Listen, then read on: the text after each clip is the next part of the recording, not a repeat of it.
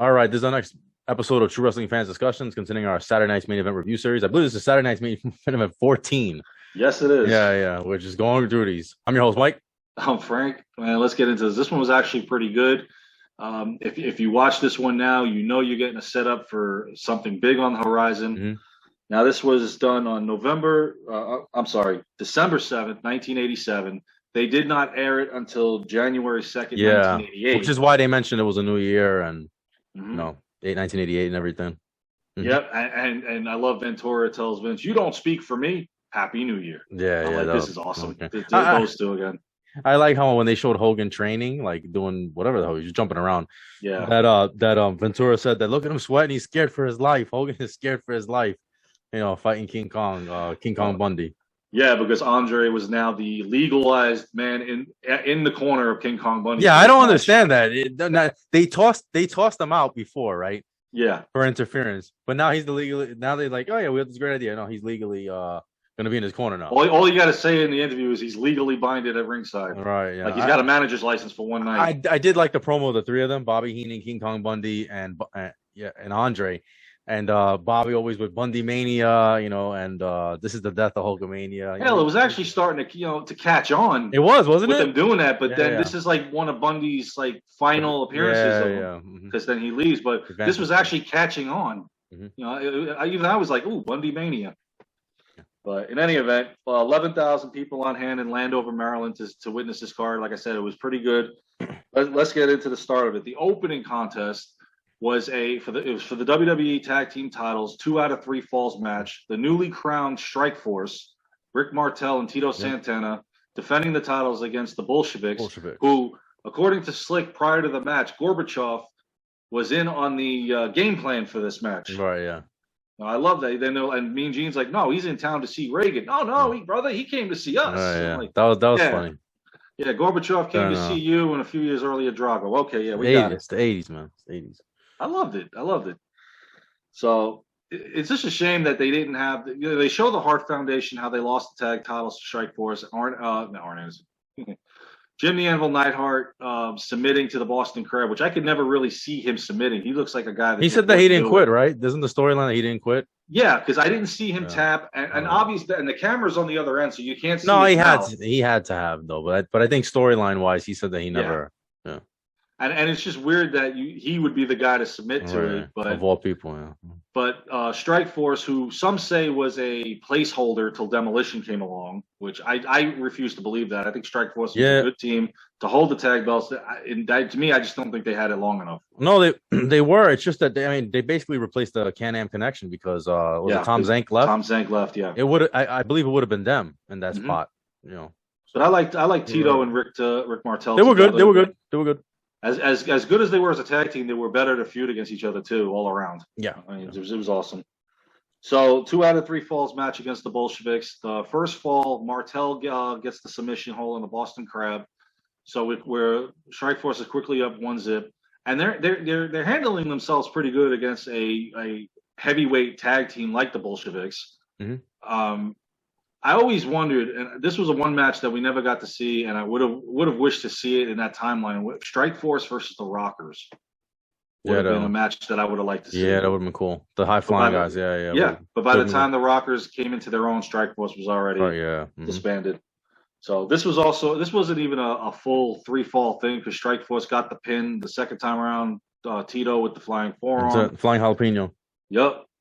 Yeah. I was gonna say that, but I didn't want to. No, it was Bobby. It's Bobby. Bobby's saying it, right? Bobby's or like Jesse Ventura. Tito Santana give Barbarian some of his food. He'd have to quit. Yeah. I loved it. Jesse was off. They love these 2 out of 3 falls in Saturday Night's Main Event. They were known. Yeah, it was all during the 70s and 80s that they did it. Mm-hmm. I actually like it. I enjoyed it. It makes the match interesting. Yeah. When the Hart Foundation and Demolition did it at SummerSlam 90, I thought that was interesting. I wish they would go back to doing that, but then you need tag teams now to do that. Right. And think about 1988, the plethora of tag teams has. White hot. Yep. Awesome, man.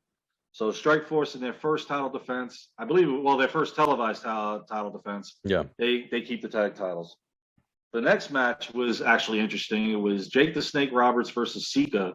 And this was funny because you got Fuji over there with the 6-foot bread and the mustard, and Mean Gene's like, "What are you doing?" He goes, "Oh, we're gonna have Damien for lunch." And I'm like, what?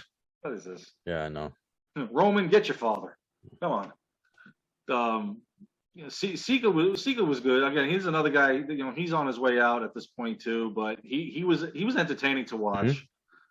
Jake Roberts is now establishing himself as a full fan favorite. This is right before the Ravishing Rick Rude feud. And so Jake was handling himself in the ring. It was a 3.5-minute match. Jake gets the win.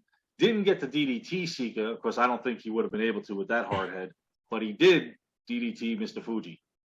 Yeah. That I thought was nice. And the hat stayed on too. That was weird. Yeah, didn't go anywhere. But and then we get to see Damien at the end. So that was pretty cool. It was an entertaining match. The next match was for the WWE Championship, Bundy Mania. How about the promo that Hogan cut before that? He cut this great promo. He was talking about how he met up with Ronald Reagan. He met up with Ronald Reagan, and Reagan was flexing, and then the 4-lane. Yeah. And Reagan was a Hulkamaniac. That was great stuff, man. Every president was a Hulkamaniac. Oh my god, man! This was awesome stuff, man. It was so much fun back then, Hogan did. I got to admit, Hogan cut some pretty damn good promos. Yeah, it was over the top, but it was great. It was great stuff. Yeah. But I love how he was talking about Reagan, and then he's talking about Bundy and Andre, and that stinky, that mean, stinky, smelly giant. I used to like when he used to call him that. It was always funny. Oh yeah. So I mean, this match was pretty good. Yeah, it was a decent match. I thought they Bundy kind of let it slip for a minute because he had done the splash. He's talking about the 5 count with the referee. Yeah. He didn't even get a 2 count with him before Hogan.